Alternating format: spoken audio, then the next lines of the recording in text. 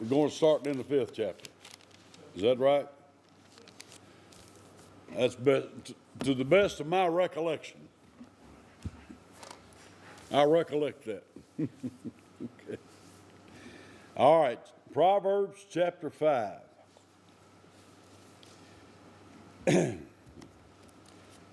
My son, attend unto my wisdom, and bow thine ear to my understanding.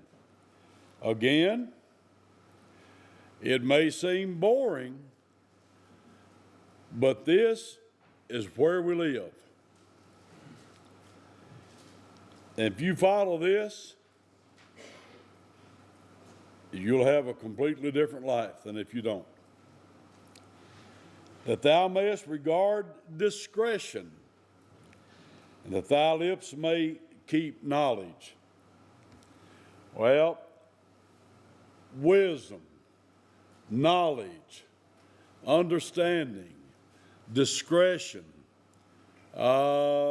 prudence, those are all words that are used in Proverbs, and they're all talking basically about the same thing with just a little bit of a twist on those things. So discretion would be when to apply knowledge and wisdom.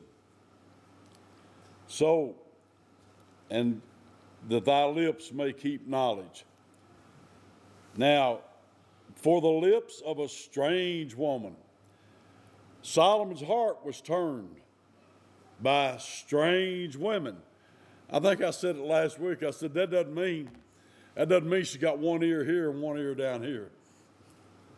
It's not talking about strange that way. Strange woman, strange outside of the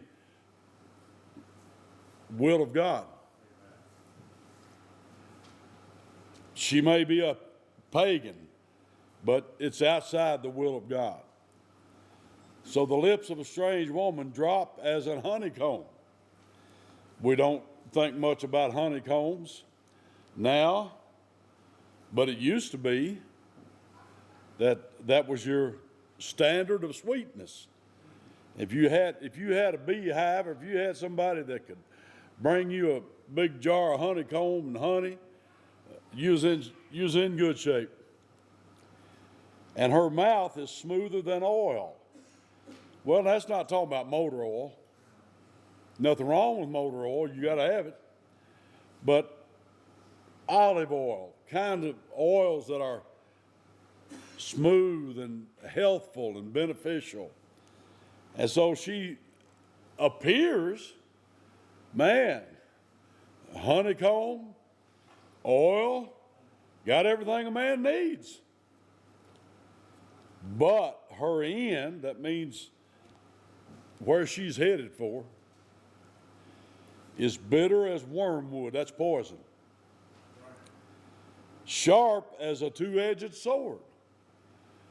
Now, a two-edged sword, they say it cuts that way, and it also cuts back that way. Hard to get away from that one.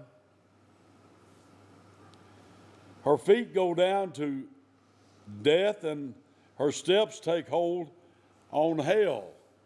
Now, the word hell in the Hebrew is Sheol, which probably answers to Hades. It can mean the grave, but it can mean beyond the grave. So I'm going to say you wouldn't be wrong to take that as hell or the grave. Both of them are not really a place that we look forward to going to. So her feet go down to death and her steps take hold on hell. That means her end is very bad. Very bad. You're not going to end up very good with her. Lest thou shouldst ponder the path of life, her ways are movable that thou canst not know them. You can be cheated. You can be conned with her. She may tell you one thing. Now I'm going to say this. That's true of some women. And it's also true of just as many men. Amen. So I don't think this means for us to limit this to just bad women. Men are bad too. Men do a whole lot of damage to women, just like women do a lot of damage to men, all kinds of it. So I don't think it's picking on women. Hear me now, therefore, O ye children, and depart not from the words of my mouth. Remove thy way far from her, and come out near the door of her house, or come not nigh the door of her house. So remove thy way far from her. Don't just hang around the block. Get away from her. And don't come near the door of her house. You're playing with fire.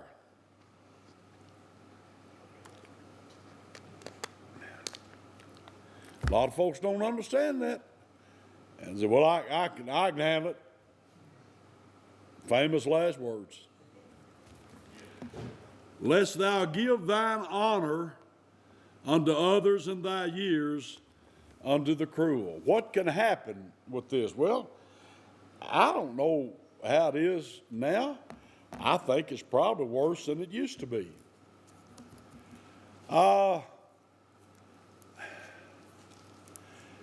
STDs, anybody ever heard of those? Sexually transmitted diseases. And I believe from what I've heard, I haven't heard anything recently, but the last I heard about it, that some of those things are of epidemic proportions. Well, what's happening? Free love ain't free. Very expensive.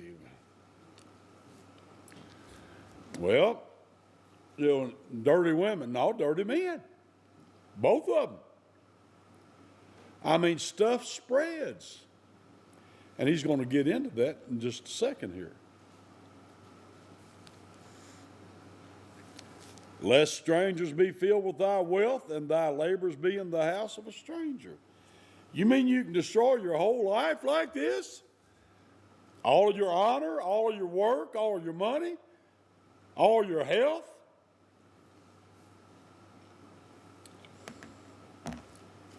Do you all know what Big Al died from? How many know who Big Al is? Scarface. Al Capone died in Alcatraz. Head of the Chicago mob. Tough dude, is all afraid of him. But the IRS got him in Alcatraz. And you know what he died of out there? Syphilis. Well, that was back in the good old days when everybody was pure. Oh, no, it wasn't. Everybody wasn't pure back then, not at all.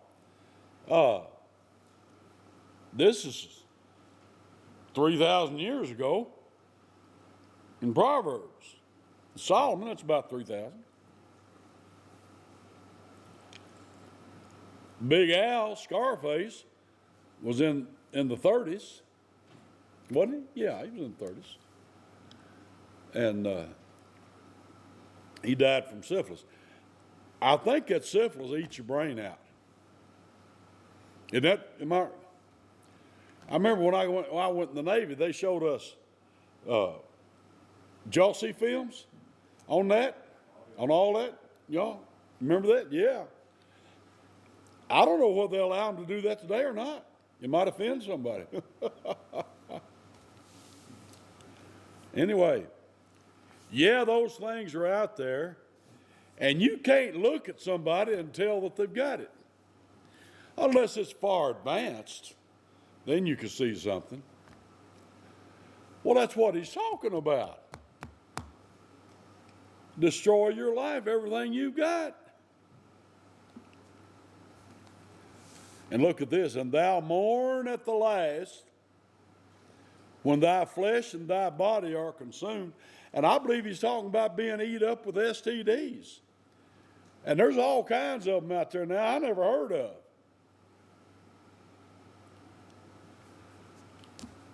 Now, I think that means literal.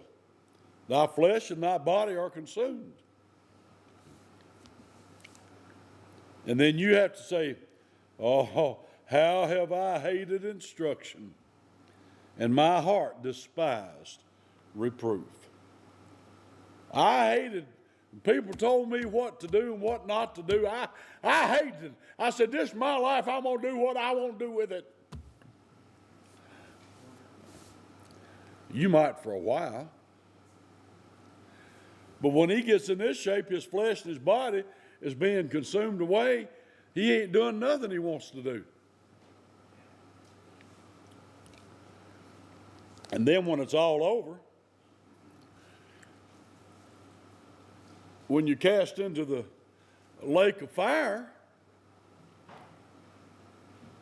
you ain't doing what you want to do there.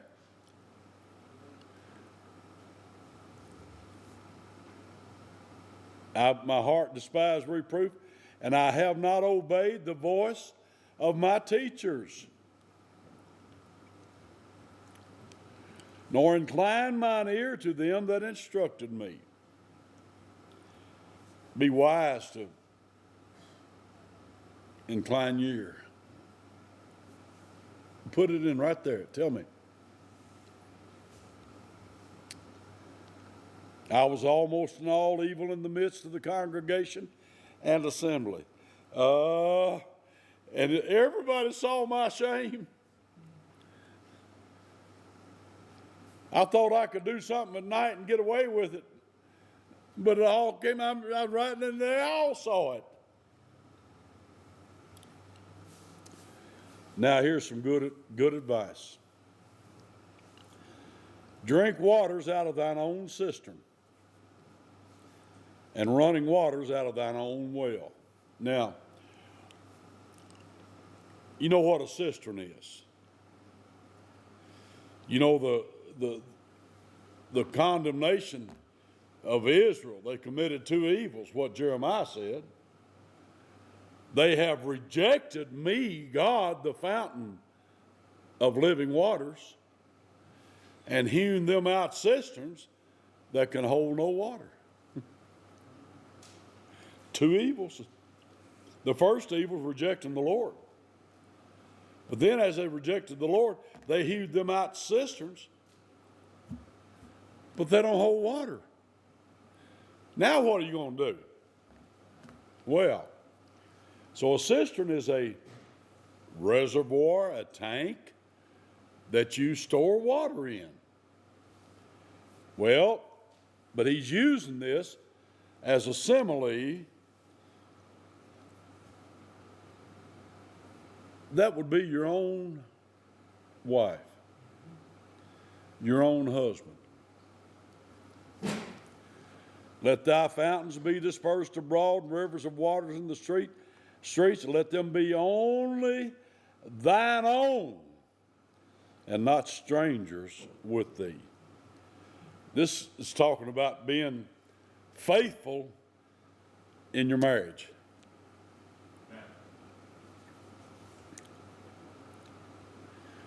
Let thy fountain be blessed, and rejoice with the wife of thy youth. There it is.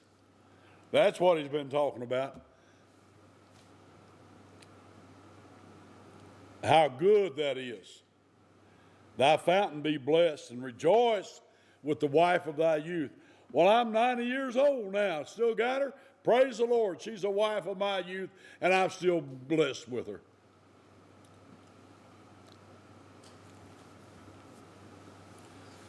Let her be as a loving hind and pleasant roe. Now, those are little deer creatures. Everybody loves those little Bambis. A roe, how sweet, gentle. Everybody loves to have one. Everybody loves to pet one. Go to the petting zoos. Kids just love them.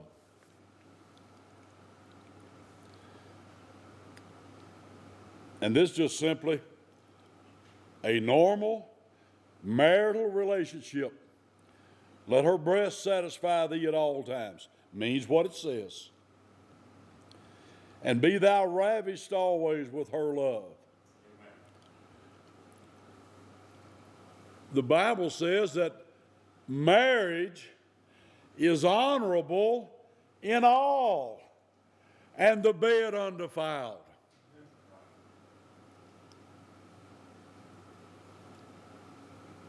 Doesn't say anything else is, but says that is. So is marriage good? Yes, it's good, especially when it's in the Lord. Amen. Is it normal? Oh, it's extremely normal.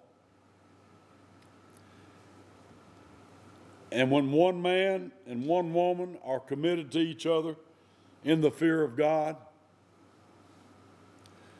good times, buddy.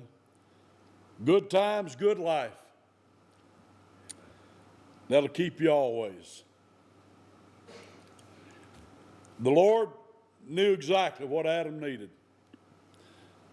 and made it for him.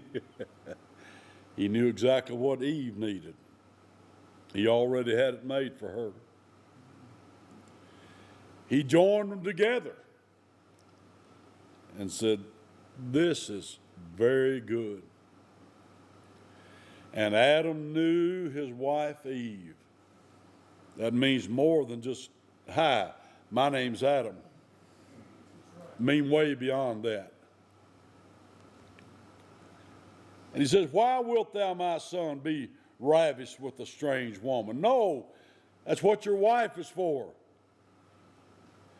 And embrace the bosom of a stranger.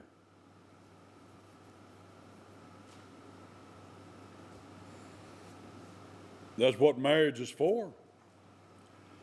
You know, one of the most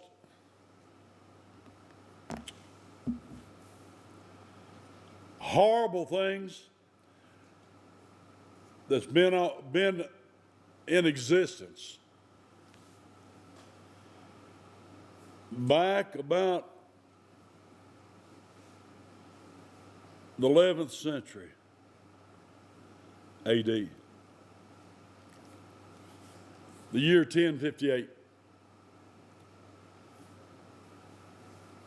Hildebrand was the Pope,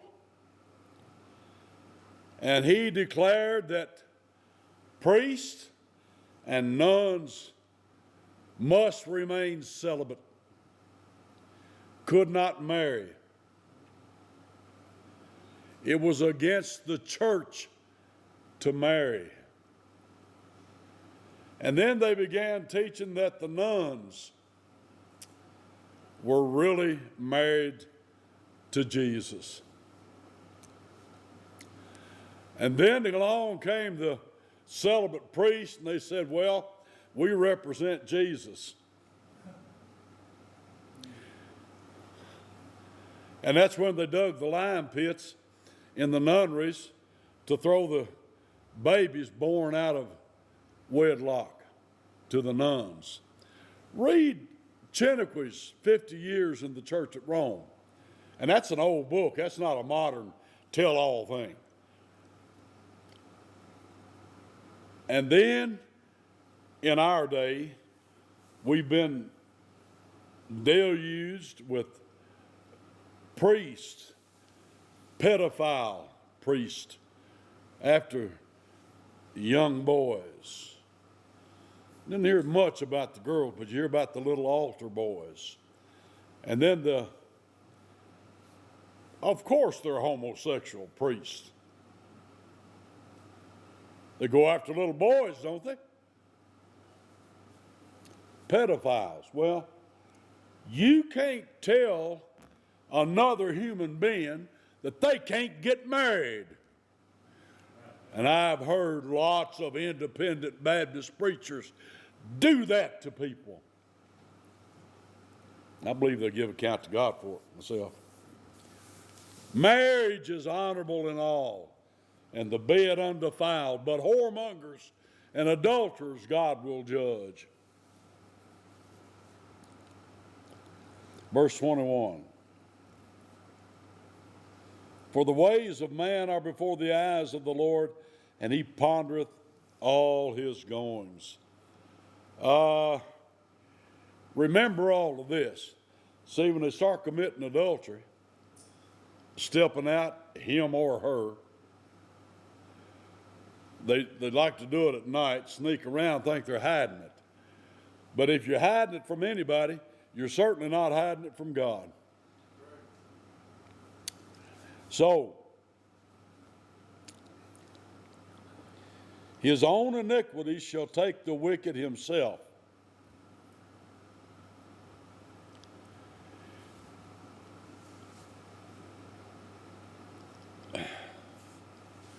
The way of transgressors is hard, and his own sins are going to capture him. To be sure, your sins will find you out. That's what he's saying. And he shall be holden with the cords of his sins. He shall die without instruction, and in the greatness of his folly he shall go astray. Now we go to chapter 6. My son, if thou be surety for thy friend, if thou hast stricken thy hand with a stranger, thou art snared with the words of thy mouth, thou art taken with the words of thy mouth. Now, a surety, you're guaranteeing a loan for a friend. I don't know if you ever see any of the Judge shows or not. When I can, I like to see Judge Judy, and there's a few of them I like to see when I can. A lot of folks don't like Judge Judy because you talk about harsh, boy. She don't mess around. But you know how many people, old people, grandma, grandpa, great-grandma, great-grandpa, and here's a great-grandson or great-grandson.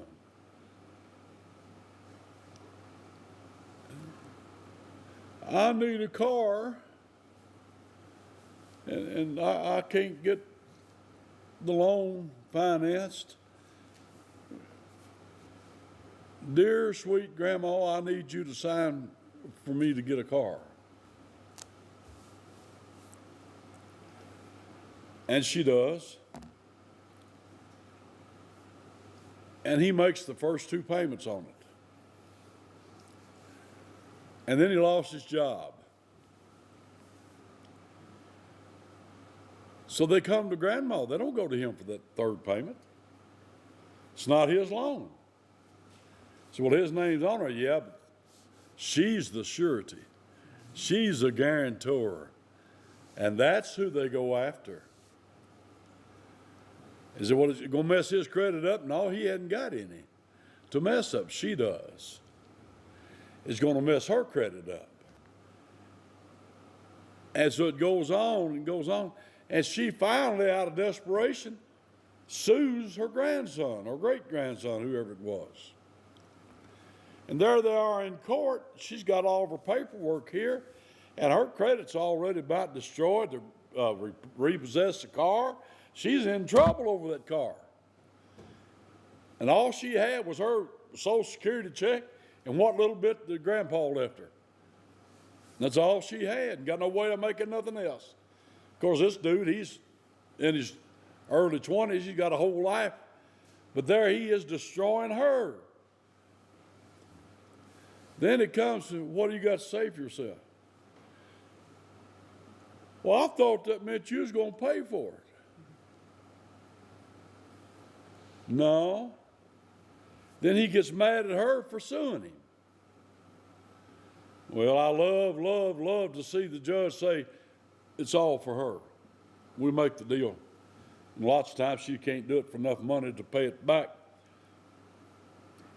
They're very seldom ever alone that somebody takes out and somebody signs for that loan, there's very few of them that never have to be paid by the one who guarantees it. Very seldom. So this is the first verse we've got for this. In the Proverbs, there's several of them in here. And so it says, don't be a fool and be a surety for a friend or a stranger or kin. It just never will. Used to see some little signs in like restaurants or grocery stores or service stations. We made a deal with the banks. They don't pump gas and we don't loan money. They don't know what to do with gasoline. We do. We know how to handle it. We don't know how to handle loans, so we don't make them. It'd be the same thing as signing for a loan. Well, you ought to put that same sign in your house. We got a deal with the bank. We don't sign for loans for the bank and so on.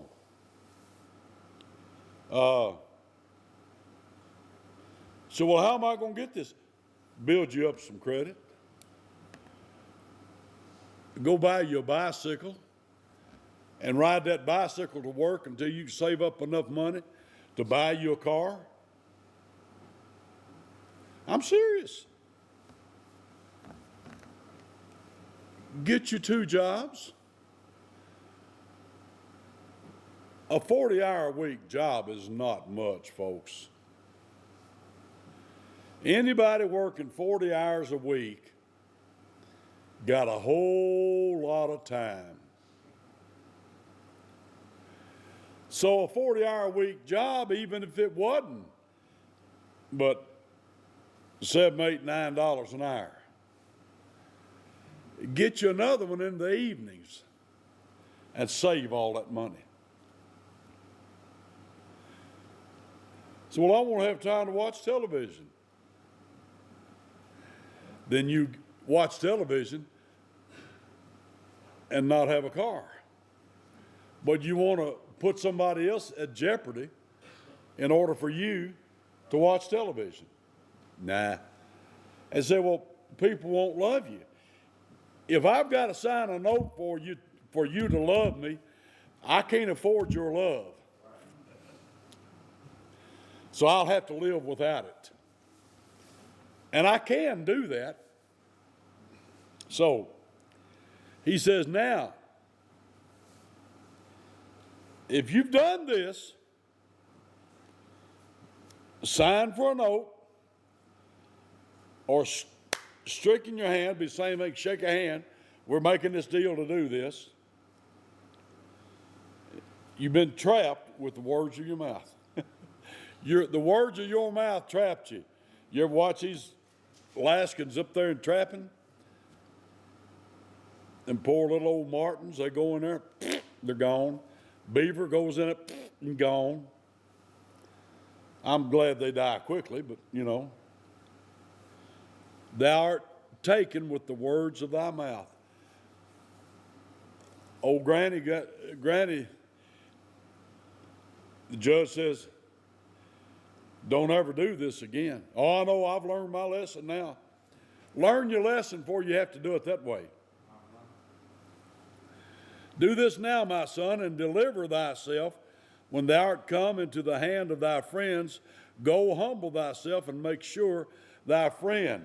If you've done this, you've become a surety, stricken hands with them. Go to them and make good friends out of them. Stay close. Don't let them stay away from you. That absence won't make the heart grow fonder. That absence will make them, they can leave you longer and longer and let you have it. He said, you better do what you can to get out of this, because you done got yourself in a trap. Give not sleep to thine eyes, nor slumber to thine eyelids. You can't relax. You're in a trap. You're about to get hooked.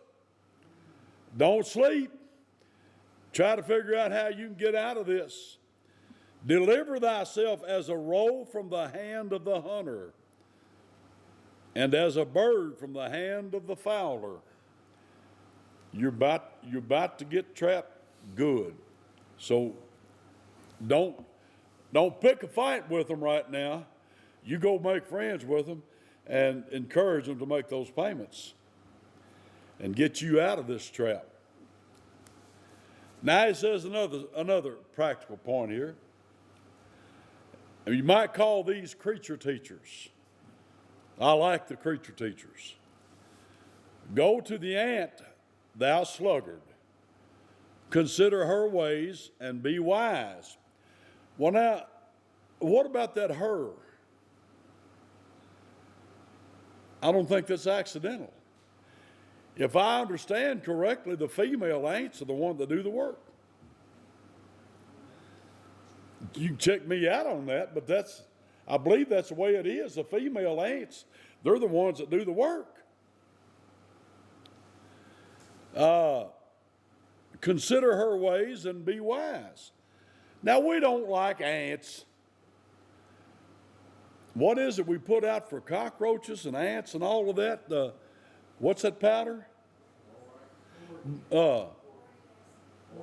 Boric acid, yeah. We try to get rid of them. We don't like that. And we don't like to see ants all over our blanket that we put out to have a picnic on. You know, we don't like to see the ants climbing up on the fried chicken. They're not our favorite creatures, but they are creatures of God. And they're not simple creatures. They're very complicated, very complex. You have to study them for a while and you find out they are very complex. But we can learn something from them. They can't be all bad if we can learn something from them. They don't set out to teach. They just do what God made them to do. They didn't evolve. How do you evolve what they do? That's the dumbest, stupidest, most dangerous thing, evolution, that's ever been invented. It's not science. Evolution is not science. Billions of years is not science. Science is what we know, knowledge, what you can experiment with. Nobody's ever seen evolution. You realize that nobody's ever seen evolution. Now the teachers talk about Darwin's finches. All these finches got different beaks on them. But let's see. You got one with that pointed beak, one with the big beak, and one with this beak. But aren't they all still finches? Now, for it to be macroevolution, you'd have to have a finch become a rat or something else. Now, how often with cattle breeders do they get another animal besides a cow when they breed cattle? Do you know of one cattle breeder in the last 200 years that bred cattle, although they might have them different colors and all that, and got something besides a cow? Cows have calves. That's what they have. They don't have cats. They have calves. And those calves grow up and they have calves. And so it goes on, as Ken Ham said. So it goes on. So Yeah. These are not creatures of evolution. God made these. When did he do it? Well, in 6 literal days, God made heaven and earth and everything in them. That's what Exodus 20 says. In 6 days. So go to the ant. Now listen, here's the things that the ant can teach us. And boy, do we need to learn these lessons. The ant, which having no guide, what's that called? A GPS? Is that what? They have no guide, have no overseer, and no ruler. He provideth her meat in the summer and gathereth her food in the harvest. Now that's an amazing thing to watch. Last time I was in Brazil, I was down at Dempsey Henderson's in St. Louis, but you say it St. Louis. Get that nasal, St. Louis. And it gets so hot. It's always hot. But in the afternoon, it gets so hot you can't breathe. So you don't try to do anything in the afternoon. So they got hedges, hangers, or hammocks, and most people try to take a nap in the afternoon. You can't do nothing else. And so here I am on Dempsey's porch, and it's tile, it's concrete and tile, and I'm in a a hammock, but I can't sleep. But I'm laying there, and just air will blow over it and under it, so it's a little cooler. So I'm watching out here. They always have rain, and I always see leaves, and great big elephant leaves. There's one of them in pieces laying there on that porch. Nobody had swept it off yet. And all of a sudden, coming up these steps, army ants come up those steps, buddy. They wasn't coming to me. They was going to that leaf. I don't know how many of them there were, but there was a bunch of them, and they were marching in single file. And they got to those leaves, and they started chewing. And each of those ants chewed off a piece of a leaf probably 100 times their size. They weren't heavy for us, but for that ant it was. They didn't take a little piece, they took all they could handle. And they turned around and marched right back where they came from. And I watched them, and it didn't take but a matter of minutes. There wasn't a piece of that leaf, and it's a great big leaf. There wasn't a piece of it left. Nobody told those ants to do that. How'd they know to do that? That's what they do. Nobody told them. They didn't have to say, well, you get up there and do that. They have that. Get out of bed and go do that. They didn't do that. You know what they're doing? They're providing everything they need for the future. And that's exactly what it says. As she provides her meat in the summer and gathers her food in the harvest. Now, what's our immediate lesson to learn here? Y'all listen up, listen real good. Verse 9. How long wilt thou sleep, O sluggard? When wilt thou arise out of thy sleep? And the sluggard says, yet a little sleep, a little slumber, a little folding of the hands to sleep. And so shall thy poverty come as one that traveleth, and thy want as an armed man. Now he brings up the subject of sleep. We talked about it before on this surety deal. You ain't got time. You got something important to do, get out of bed. You got no time for sleep. And here, get yourself up out of bed. Winter's coming, and you got to make some money that you can buy your food and get stuff laid back where you can work, when you can live, when you can't work.